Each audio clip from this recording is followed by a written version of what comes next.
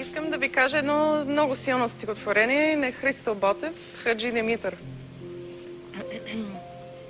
Жив е той, жив е, там на Балкана, потънал в кърви, лежи и пъшка, юнак, с дълбока на гърди рана, юнак в младост и в сила мъжка.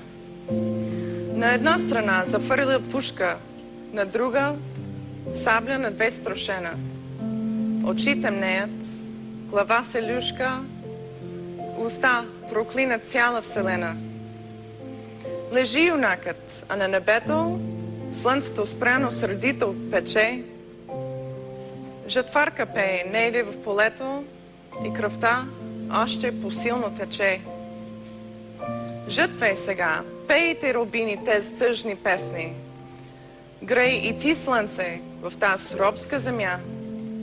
Ще да загине и той е юнак. Но млъкни, сърце. Този, който падне в бой за свобода, той не умира. Него жалеят земя и небо, звяр и природа. И певци песни за него пеят. Денем му сянка пази орлица и вълк му кротко раната ближе. Над него сокол, юнашка птица, и тя се за брат, за юнак грижи.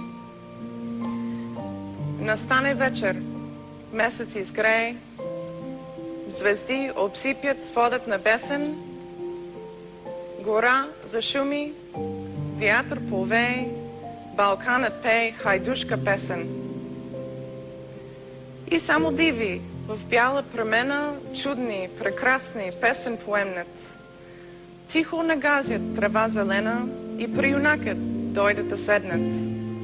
Една му с билки раната върже, друга го пръсне с вода студена. Третия го в уста целуне бърже и той я гледа, мила, засмена. Кажи ми, сестро, де е Караджата? Де е и моята вярна дружина? Кажи ми, пък ми вземи душата. Аз искам, сестро, тук да загина.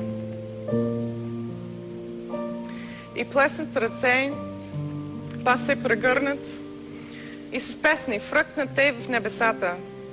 Летят и пеят, дойде осъмнат и търсят духът на Караджата. Но съмна вече и на Балкана, юнакът лежи, кръвта му тече, вълкът му ближе лютата рана и слънцето пак печели, пече.